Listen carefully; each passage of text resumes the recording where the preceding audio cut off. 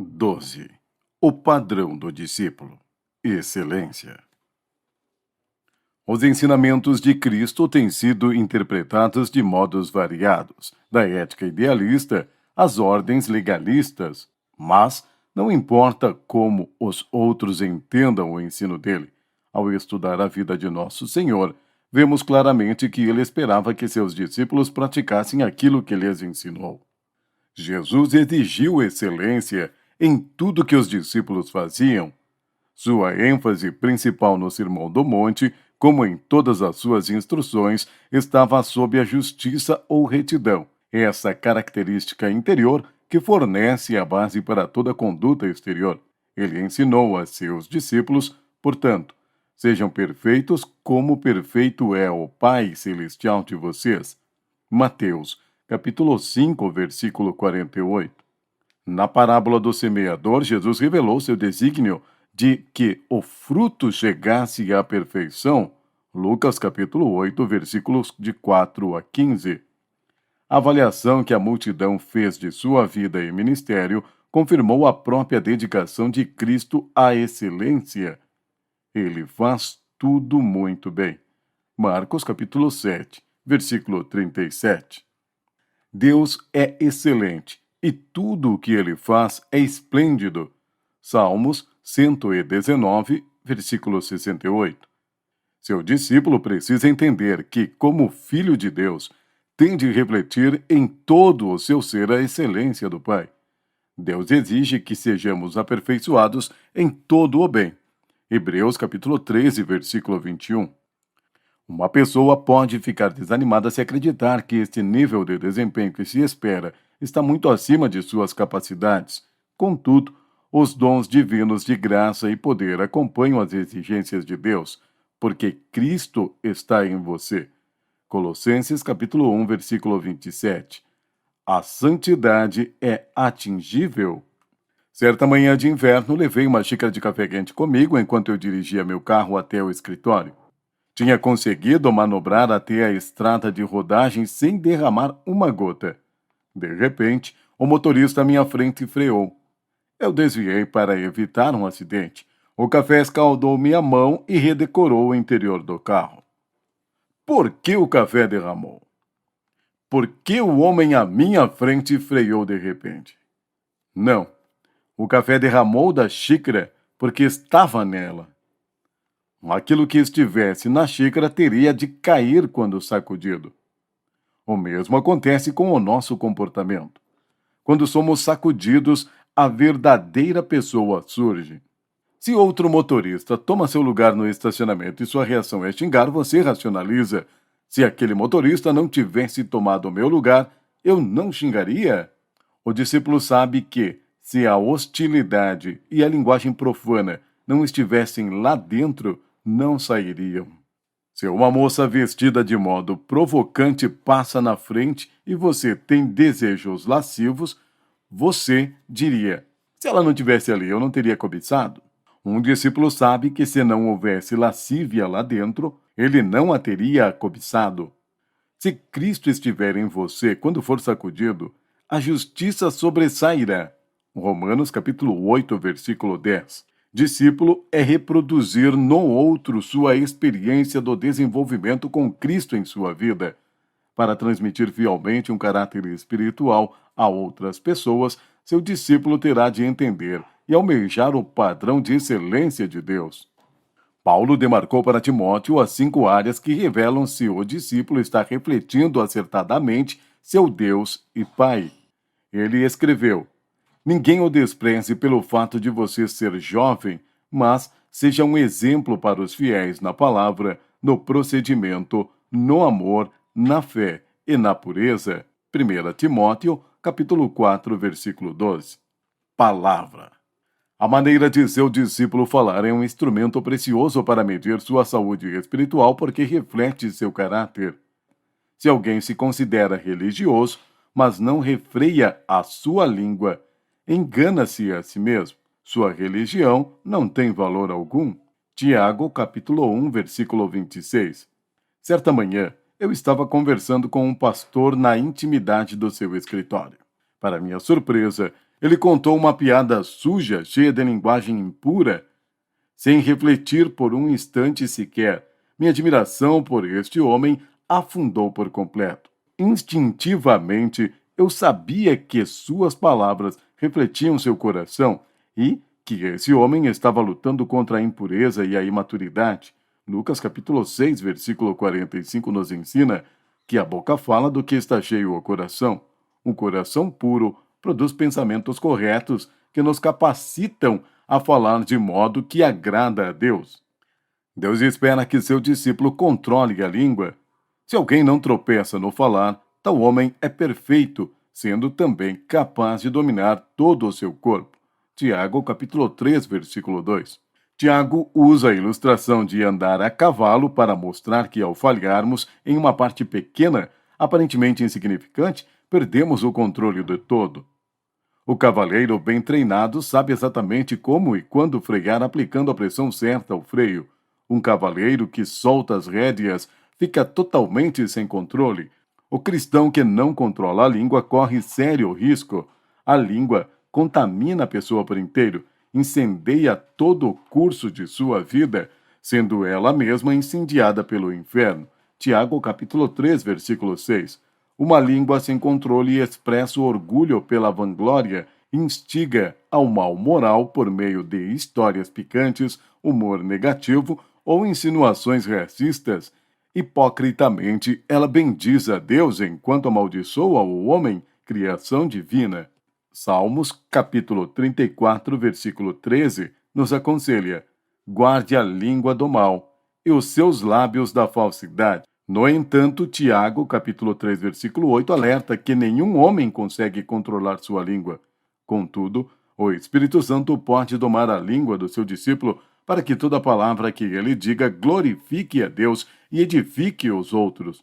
Romanos, capítulo 14, versículo 19, nos encoraja a promover tudo quanto conduz à paz e à edificação mútua. Nem sempre a sinceridade é edificante. A verdade pode ser terrivelmente destrutiva. Seu discípulo terá de depender totalmente da direção do Espírito para edificar os outros sem comprometer a verdade. Ele precisará corrigir os outros sem diminuir a disposição deles de aprender. Ele será chamado a estimular um padrão de excelência sem frustrar a motivação de se esforçar. Espera-se dele que carregue os fardos de outros em simpatia, sem fomentar a autopiedade. A efetividade de seu investimento nos outros será fortemente determinada por sua capacidade de dizer a verdade em amor. O amor edifica. 1 Coríntios, capítulo 8, versículo 1. Você e seu discípulo devem orar, que as palavras da minha boca e a meditação do meu coração sejam agradáveis a ti, Senhor, minha rocha e meu resgatador. Salmos capítulo 19, versículo 14. Conduta. O comportamento de seu discípulo deve produzir respeito ao Cristo que habita nele. Ele deve se abster dos desejos. 1 Pedro capítulo 2, versículos 11 e 12. Seu amor interessado nas pessoas e sua sensibilidade pelos outros atrairão pessoas a Cristo. 1 Coríntios capítulo 9, versículos de 19 a 23. Isso só pode acontecer à medida que ele se revestir do seu novo ser, criado para ser semelhante a Deus em justiça e santidade provenientes da verdade. Efésios capítulo 4, versículo 24. Para desenvolver a excelência no seu discípulo, você precisa ajudá-lo a viver segundo as prioridades. Ele terá de dizer não a certas coisas aparentemente boas que não se encaixam no seu propósito e objetivo, que não o ajudam a atingir o seu alvo de fazer discípulos. Satanás usa com frequência uma abundância de oportunidades para desviar-nos, sabendo que seu discípulo tenta fazer coisas demais, a mediocridade caracterizará todas elas. Manter os olhos no alvo permitirá que ele se concentre em desempenhar tudo bem. Depois de seu relacionamento com Deus, vem a obrigação para com a família. Um querido amigo meu era constantemente envergonhado pela filha adolescente. Ela insistia em fazer exatamente o oposto de tudo que ele ensinava. Um dia, Ele me confessou que o comportamento da filha era resultado direto de sua negligência. Enquanto ele atendia às necessidades urgentes de vizinhos e amigos, que era o seu ministério, negligenciava a primeira e mais importante responsabilidade. Paulo insiste que o discípulo deve governar bem sua própria família, tendo os filhos sujeitos a ele com toda a dignidade, pois, se alguém não sabe governar sua própria família, como poderá cuidar da igreja de Deus? 1 Timóteo, capítulo 3, versículos 4 e 5. A excelência de seu discípulo na conduta tem de começar em casa. Seu discípulo terá também de servir a igreja com excelência.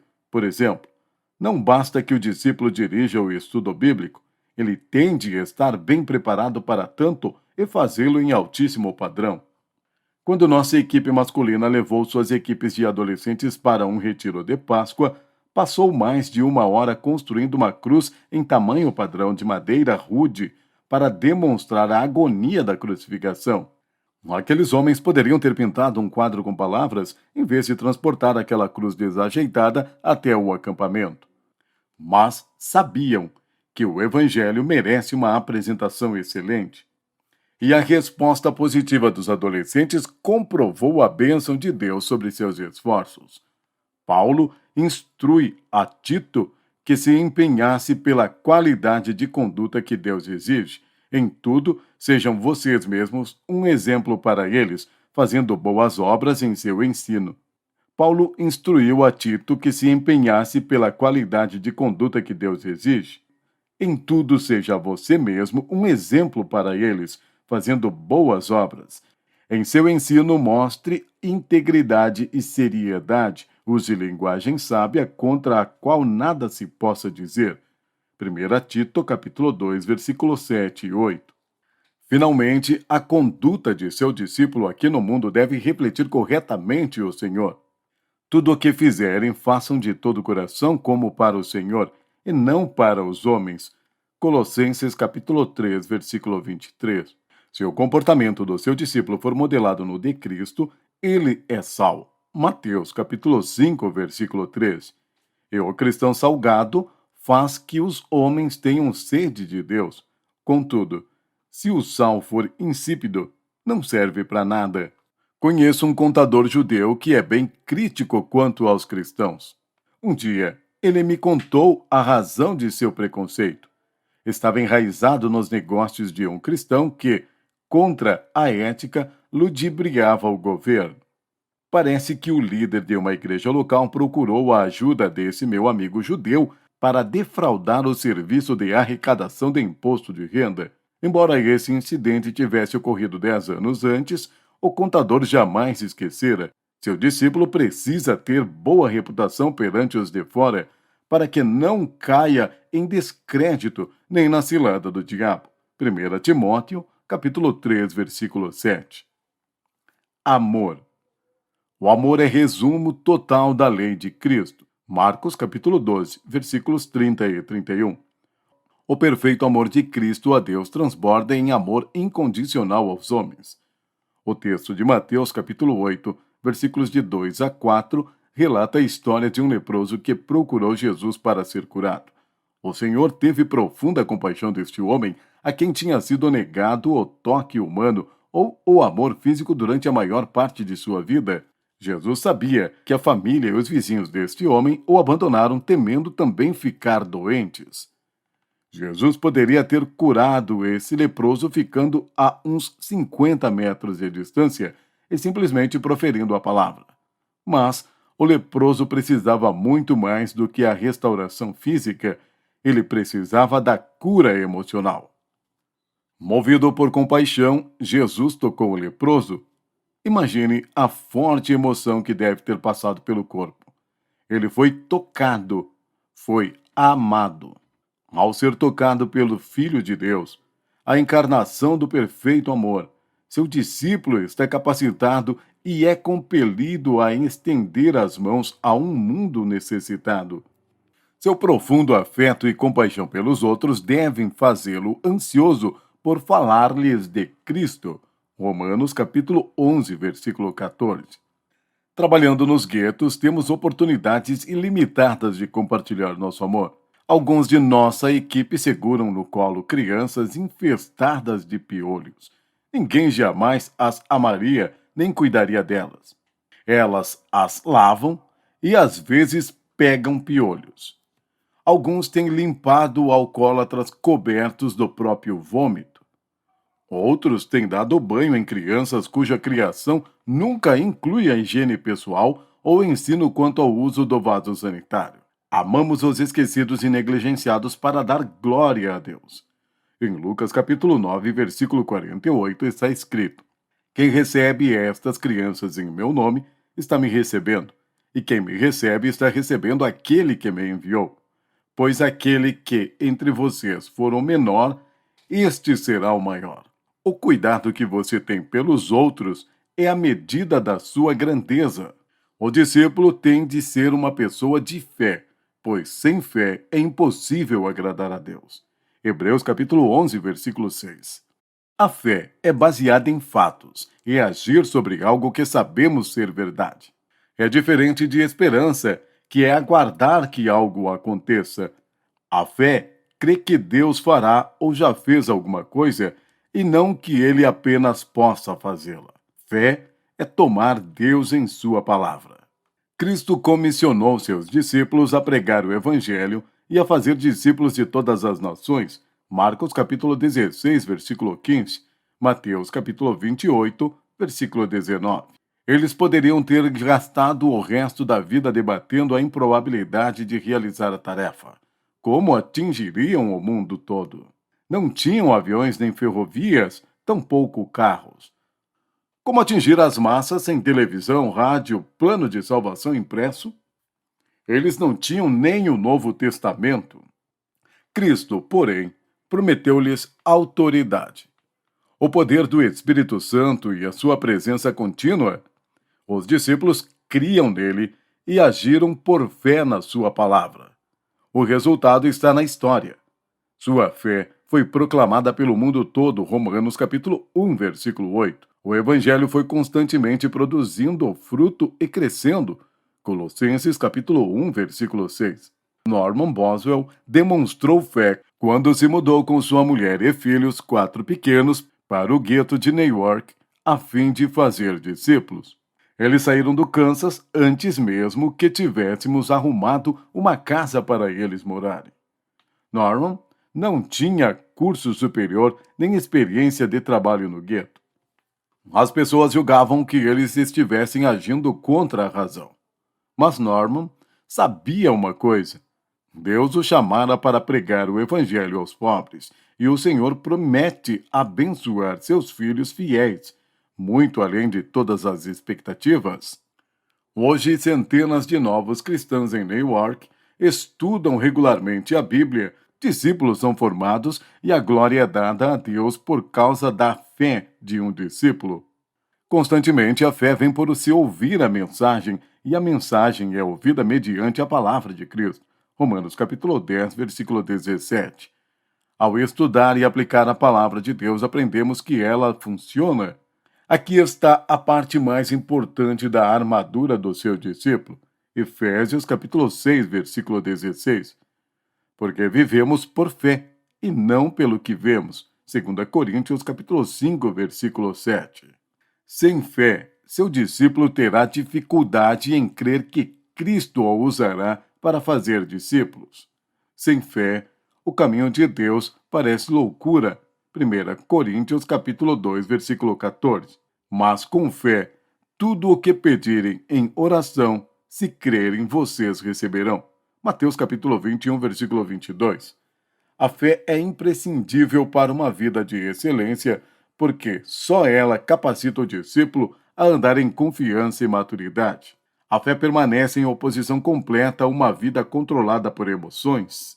A fé olha além das circunstâncias para um Deus que não muda. Pureza.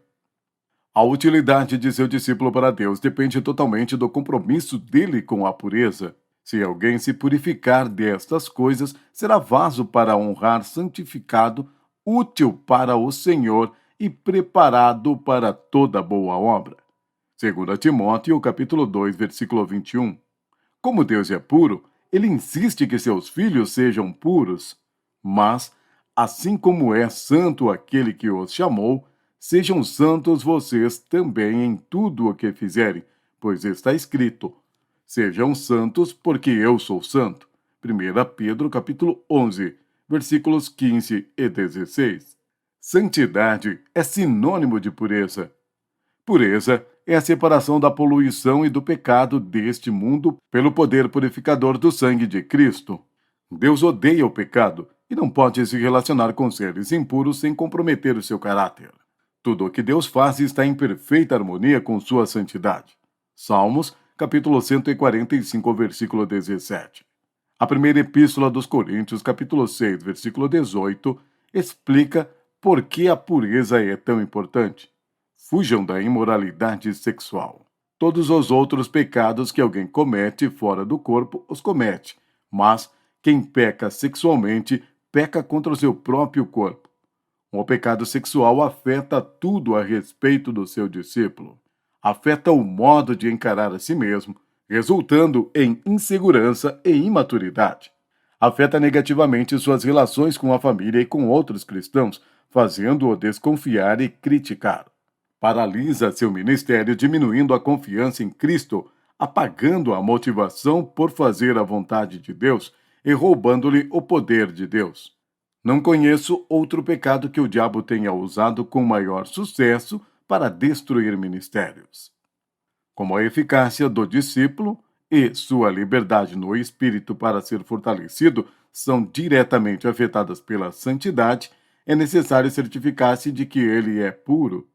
Infelizmente, muitos de nós somos tão santos que nem queremos saber se nossos discípulos estão batalhando em sua vida espiritual contra a impureza.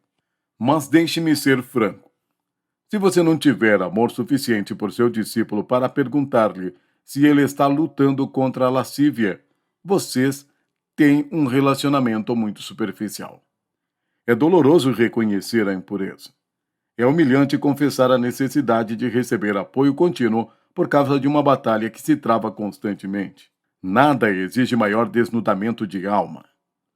É improvável que o discípulo admita tal problema, a não ser que ele tenha certeza de que você será compassivo e compreensivo e continuará a aceitá-lo. É muito fácil responder à impureza com horror, vergonha e condenação. Tal atitude, no entanto, poderia ferir fatalmente seu relacionamento. Você tem de entender o grito de socorro do seu discípulo, gastando toda a força necessária para orar, encorajar e prover-lhe o suporte. A Bíblia fala de 3 elementos que criam no discípulo a vontade de ser puro e que dão a eles condições de andar em pureza. Primeiro, ele precisa conformar sua mente à mente de Deus. Em Filipenses capítulo 2, versículo 5, lemos: seja a atitude de vocês a mesma de Cristo Jesus. Paulo nos ensina: finalmente, irmãos, tudo que for verdadeiro, tudo que for nobre, tudo que for correto, tudo que for puro, tudo que for amável, tudo que for de boa fama, se houver algo excelente ou digno de louvor, pensem nessas coisas. Filipenses capítulo 4, versículo 8. A mente de seu discípulo é de suma importância na luta dele pela pureza, pois seus pensamentos determinam em grande parte seu comportamento.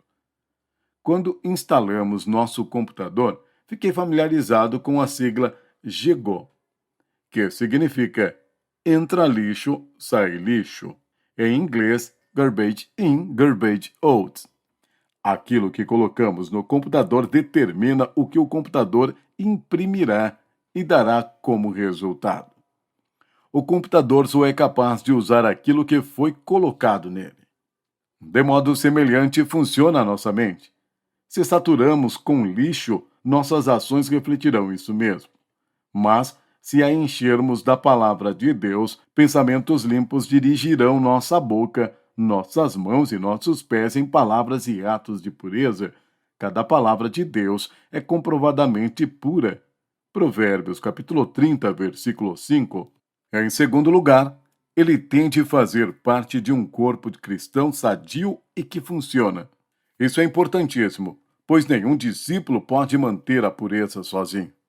Ele precisa do exemplo de cristãos maduros no corpo e na proteção, do cuidado e do suporte que somente o corpo de Cristo pode providenciar. Terceiro, ele precisa confessar voluntariamente sua impureza e aceitar o perdão de Deus. Deus promete que, se confessarmos nossos pecados concordando com Ele que desobedecemos, Ele nos perdoará e purificará, baseado na sua fidelidade e justiça. 1 João capítulo 1, versículo 9. A pureza é impossível sem receber a purificação e o perdão de Deus mediante a confissão. Entretanto, 1 João capítulo 1, versículo 9, não dá licença para continuarmos no pecado. Ao contrário, Provérbios capítulo 28, versículo 13, explica que aquele que confessa seus pecados e os deixa alcançará misericórdia. A confissão do discípulo deve ser estimulada por uma atitude sincera de arrependimento. Isso se evidenciará por sua consagração em fazer tudo o que lhes estiver ao alcance para evitar a impureza. Certa noite fria, um árabe amarrou o camelo ao lado de sua tenda. Perto da meia-noite, o ancião sentiu a tenda mover-se e acordou com o focinho do animal dentro da tenda. O árabe pegou a vara, bateu firme no focinho do animal e o camelo saiu. Um pouco mais tarde, o camelo enfiou novamente o focinho na tenda e disse ao árabe: "Está frio aqui, e você tem esta tenda grande e quente.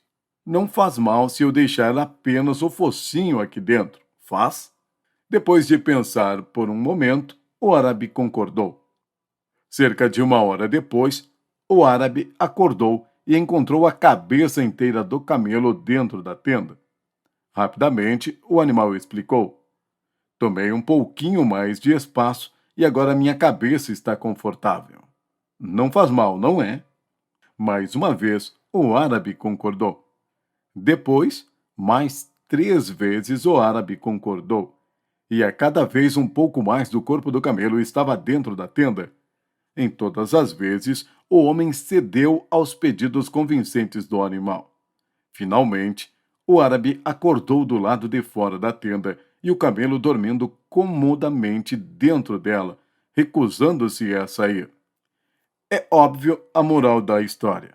Ao primeiro sinal de impureza a entrar sorrateiramente em sua vida, você tem de fazer o ritual de bater no focinho do camelo, senão ficará totalmente cativo da imoralidade e incapaz de controlá-la. Seu discípulo deve lutar para atingir o padrão de excelência de Deus na fala, na conduta, no amor, na fé e na pureza. Embora este ideal só será atingido perfeitamente no futuro reino de Cristo, a graça e o poder de Deus nos capacitam a realizar uma nova medida de retidão e santidade agora. Lista de verificação do discipulador. O padrão do discípulo. Excelência. Meu discípulo compreende o padrão da excelência e está buscando obtê-la em suas palavras, sua conduta, seu amor, sua fé, sua pureza. 13. O modelo do mestre. Uma das minhas primeiras tentativas de entrar no mundo dos negócios foi como vendedor de assinaturas de jornal. O jornal promovia com frequência concursos para aumentar a circulação. Lembro-me claramente de uma conversa encorajadora com meu gerente. "Não me importo como você consegue angariar assinaturas. Consiga-as. O mundo tem pouco interesse em como o trabalho é feito, desde que seja feito. Como é diferente na economia de Deus. No discipulado, o método é a mensagem.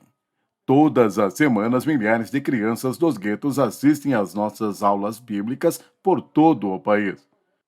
Descobrimos que as crianças aprendem mais observando seus professores no amor e cuidado aos outros do que aquilo que aprendem nas histórias bíblicas. É por isso que o método de Cristo de treinar as pessoas tem importância máxima. A observação cuidadosa de sua estratégia revela que o treinamento de uma pessoa para se tornar discípulo atuante exige tratamento duplo. Primeiro, o método e a mensagem de Cristo eram: seja como eu sou. Segundo, ele deu treinamento prático por um longo período de tempo. Se qualquer destes estiver faltando, o discipulado não ocorrerá. Seja como eu sou. Nunca deixo de ficar surpreso ao observar como meus filhos tentam imitar tudo o que eu faço. Eles me veem fazendo a barba e querem se barbear. Observam-me correndo e querem correr pela rua comigo. Acredito que a pergunta de que mais gostam sempre começa com as palavras: quando eu crescer, posso dirigir seu carro? Ir ao escritório? Usar aquela serra grande e barulhenta? A intenção é sempre a mesma. Quando eu ficar grande, posso ser como você? Quando Joshua e Paul tinham 3 anos, eles observavam enquanto um vizinho e eu cortávamos um eucalipto de 15 metros de altura em nosso quintal. Primeiro, cortamos os galhos mais baixos para evitar que fizessem estragos em um prédio que havia por perto. Depois, cortamos a árvore com uma serra elétrica. Os meninos ficaram entusiasmadíssimos quando o eucalipto caiu ao chão. Na manhã seguinte, viajei. Ao voltar, notei que a copa da árvore tinha perdido todos os seus galhos de um lado. Os meninos estavam no processo de sistematicamente arrancar cada galho, preparando-se para derrubar a árvore. A maior parte do que somos hoje é resultado de observar e escutar outros. Aprendemos a falar imitando nossos pais ou outras crianças na escola. Formamos preferências pessoais quanto a vestuário, recreação, música e divertimentos, copiando os gostos de nossa família e de nossos semelhantes. Mesmo nossos pensamentos e nossa filosofia de vida foram grandemente influenciados por aqueles que nos cercam.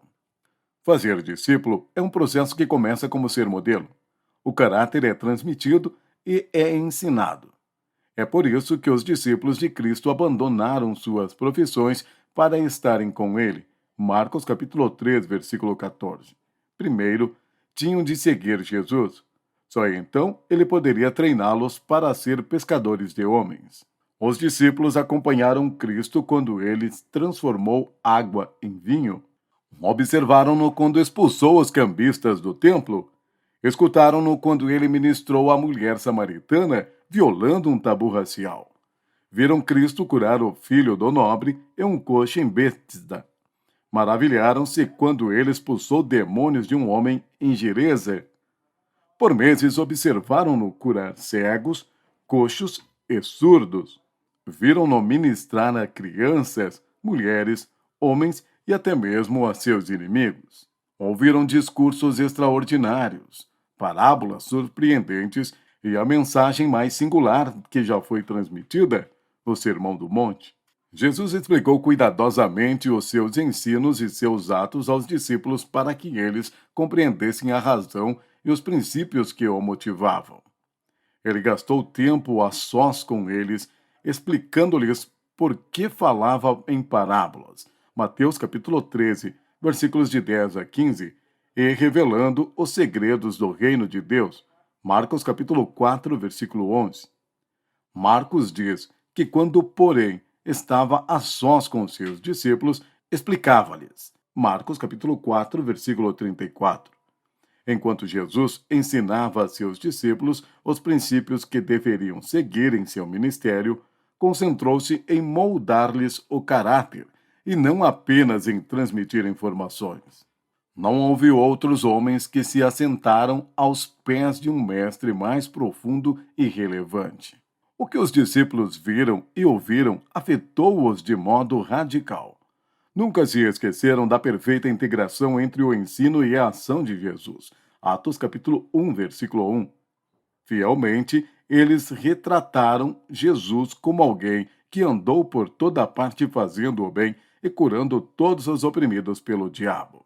Atos capítulo 10, versículo 38.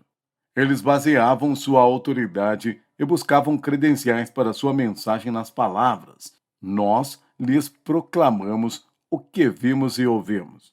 1 João, capítulo 1, versículo 3. Ao observar e ouvir a Cristo, esses discípulos incultos foram transformados em ministros atuantes, homens cheios da graça e do poder de Deus. Atos, capítulo 6, versículo 8. Se eles tivessem copiado um modelo menor, seu ministério teria sido muito menos significativo. Mais tarde, antagonistas atribuíram o sucesso dos discípulos ao fato de que eles haviam estado com Jesus. Atos capítulo 4, versículo 13. Jesus proporcionou a seus discípulos um modelo perfeito. João capítulo 13, versículo 15. Eles então podiam fazer discípulos não apenas porque conheciam Cristo, mas porque se tornaram como ele. Podiam ser modelo daquilo que outros deveriam ser. Semelhantemente a Cristo, sua tarefa mais importante é oferecer um modelo de excelência a seu discípulo. É a lei da natureza reproduzirmos conforme a nossa espécie. Colhemos aquilo que semeamos. Gálatas capítulo 6, versículos 7 e 8. O fazendeiro que planta batatas não espera colher pepinos. Jesus disse: toda árvore é reconhecida por seus frutos. Ninguém colhe figos de espinheiros, nem uvas de ervas daninhas. Lucas, capítulo 6, versículo 44. Esse mesmo princípio é verdade espiritual. Só o discípulo, morto para si mesmo, pode fazer discípulos, reproduzir. Note que a comissão de Cristo de fazer discípulos foi dada a seus discípulos. É por isso que o nosso caráter tem de ser como o de Cristo antes que possamos reproduzir em outras pessoas aquilo que somos. Nós reproduzimos segundo a nossa espécie, o bem ou o mal. Se o cristão carnal treina outra pessoa, a carnalidade será o fruto de seu relacionamento. Lucas diz: o discípulo não está acima do seu mestre, mas todo aquele que for bem preparado será como seu mestre. Lucas, capítulo 6, versículo 40. Quando comecei este ministério, hesitava muito em confrontar os voluntários despreparados quanto à sua falta de excelência. Eu sempre deixava passar, esperando que o Espírito de Deus os convencesse, até que me esforçava por agradecer-lhes os esforços em tentar ou mesmo se apresentar. Dentro de pouco tempo, percebi a mesma relutância em Al Everts, o mesmo medo que eu tinha de ofender e talvez de perder um voluntário reproduzia-se em Al. Eu estava convicto, sabia que Al nunca mudaria, a não ser que eu mudasse e ele percebesse esta mudança em mim. À medida que eu fui crescendo no exercício do confronto honesto, baseado no padrão de excelência de Deus, Al também crescia. Uma vez que somente Deus pode produzir o caráter do verdadeiro discípulo, é muito mais fácil seu discípulo tornar-se algo que ele pode ver do que algo que ele apenas ouviu dizer ou sobre o que leu. Tive um colega na faculdade que sonhava ser jogador profissional de futebol americano. Uma tarde, eu estava no campo observando-o treinar. Muitas vezes ele recebeu passes espetaculares. Infelizmente, não havia nenhum olheiro profissional observando-o ali. Sua capacidade teria de ser observada para ser apreciada. Seu caráter pode ser impecável, mas não adianta quase nada para seu discípulo se ele não estiver com você para ver o modelo. Paulo levou Timóteo com ele e usou as experiências que tiveram para ressaltar verdades bíblicas. 2 Timóteo, capítulo 3, versículos 10 e 11. Deixe seu discípulo observar sua vida, seu ministério e seu amor a Deus e aos outros. Descansem juntos. Quanto mais tempo passarem juntos, mais eficaz será a preparação de seu discípulo. Assim como o ferro afia o ferro, o homem afia o seu companheiro. Provérbios, capítulo 27, versículo 17. Um dos métodos mais efetivos de ser modelo é fazer as coisas com o seu discípulo. Você tem de estar ativamente preocupado com o trabalho dele, com suas finanças, com suas relações familiares e tudo o mais que o afeta. Ensine-lhe que, como nova criação em Cristo, tudo o que ele faz é espiritual. Se ele for relaxado quanto ao uso do tempo, faça um horário para a semana com ele. Se ele for fraco como servo, faça um projeto voluntário. Se faltar a ele disciplina física, corra com ele todas as manhãs. Se ele precisa aprender a trabalhar diligentemente, dê-lhe uma responsabilidade que exige esforço e determinação dos dois, sua e dele. Deus usará sua vida para ilustrar as aplicações práticas da sua palavra. Paulo se ofereceu como modelo para que seus discípulos pudessem traçar sua vida em confiança. Ponha em prática tudo o que vocês aprenderam, receberam, ouviram e viram em mim. E o Deus da paz estará com vocês. Filipenses capítulo 4, versículo 9. Paulo não tinha medo de investir a vida em seus discípulos. Ele não tinha medo de influenciá-los porque Paulo não pregava a si mesmo. Ele declarou: tornem-se meus imitadores como eu sou de Cristo. 1 Coríntios, capítulo 11, versículo 1. Porque o seu caráter se assemelha ao do mestre, você deve ser imitado. Vale a pena. O Espírito impele e capacita os seus discípulos a imitar o Cristo que vive em você. Treinamento prático. A primeira vez que os meninos viram Kate e eu nadar, queriam pular imediatamente na água e experimentar conosco. É claro que não iríamos deixar meninos de 2 anos experimentar a natação sem o treinamento correto. Primeiro, nós o levamos conosco à água, segurando-os a todo instante. Depois, explicamos como prender a respiração, como fechar a boca debaixo da água, bater os pés, estender e puxar os braços, e eles começaram a nadar curtas distâncias sozinhos, enquanto nós estávamos por perto. Agora, já podem atravessar a piscina sozinhos a nado, mas nós ainda os vigiamos atentamente. Um dia, eles estarão capacitados a nadar sem a vigilância dos pais. Não existe verdadeiro treinamento sem participação. As habilidades são desenvolvidas pela aplicação prática do conhecimento. Jesus foi o maior mestre que o mundo conheceu porque ele equilibrava perfeitamente teologia e a participação prática no que dava a seus discípulos. Ele declarou: considerem atentamente o que vocês estão ouvindo. Com a medida com que medirem, vocês serão medidos, e ainda mais lhes acrescentarão. Marcos, capítulo 4, versículo 24. O treinamento prático exige que você permita que seu discípulo participe de sua vida e ministério. Isso se faz delegando. Delegar é confiar responsabilidade e autoridade a outros, estabelecendo a prestação de contas dos resultados. Esses 3 componentes trabalham juntos como um tripé. Cada um deles é tão importante para a delegação bem-sucedida que, se um estiver faltando, o processo de todo pode cair por terra. Jesus foi mestre de treinamento mediante a delegação de responsabilidade.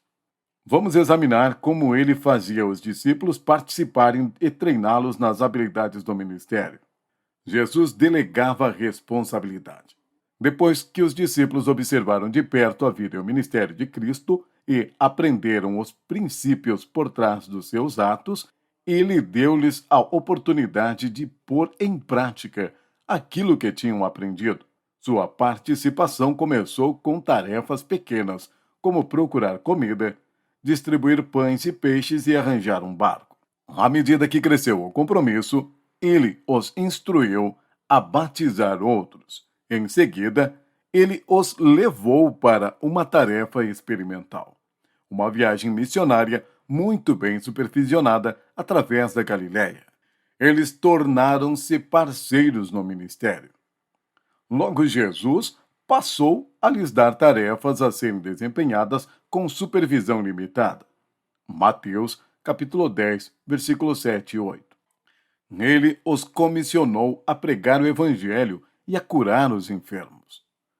Para ajudá-los a cumprir essa tarefa, deu-lhes diretrizes pelas quais podiam decidir como agir em diversas situações, o que pregar, como ministrar aos necessitados, onde ir, o que levar, como financiar a viagem e como agir ao enfrentar oposição.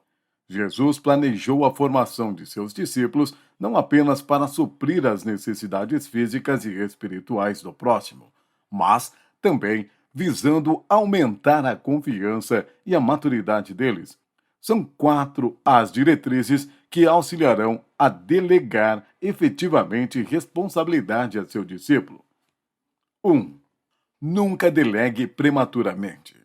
A delegação prematura alimenta o orgulho e reforça o pensamento terreno de que habilidades e talentos é que produzem frutos. Dá a ideia de que fazer é mais importante que ser e reflete a mentalidade de que servir e fazer discípulos são obras do homem e não do espírito. Delegue a responsabilidade com base na morte do seu discípulo para o ego, na disposição de servo, na maturidade, não nas capacidades dele. Não suponha que seu discípulo saiba levar a cabo a tarefa que você está lhe confiando, a não ser que você a tenha feito com ele ou o tenha visto desempenhá-la. Um bom professor treina seu aluno, por exemplo. Seu discípulo aprende a ministrar observando você no ministério e ministrando com você.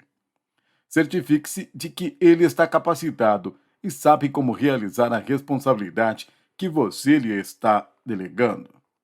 2. Delegue com clareza. Defina especificamente a responsabilidade que seu discípulo terá de assumir. Verifique se ele entende perfeitamente o que se espera dele. 3. Delegue aos poucos. Inicialmente, vocês farão tudo juntos. Deve começar a delegar responsabilidade devagar.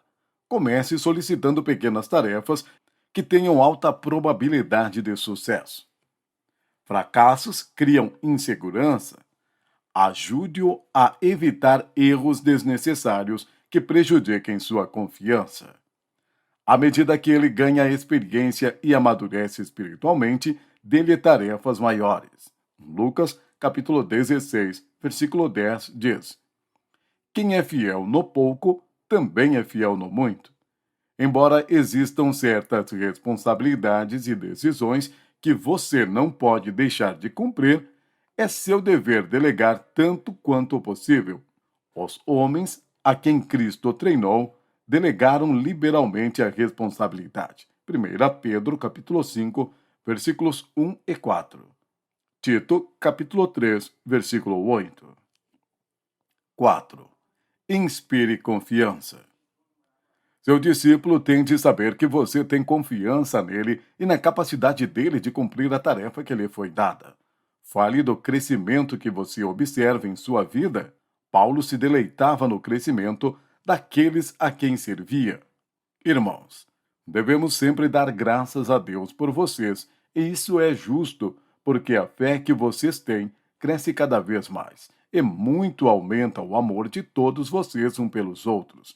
Por esta causa, nos gloriamos em vocês entre as igrejas de Deus pela perseverança e fé demonstradas por vocês em todas as perseguições e tribulações que estão suportando.